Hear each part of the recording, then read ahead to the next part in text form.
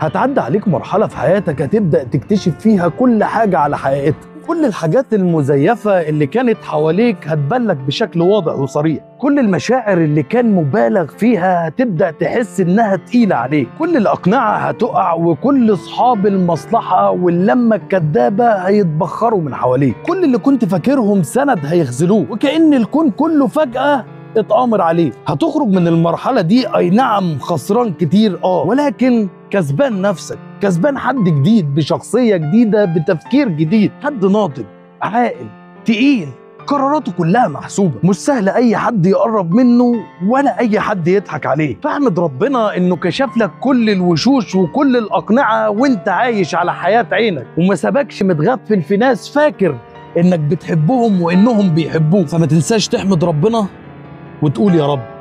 تقول يا إيه؟ تقول يا رب. بس كده.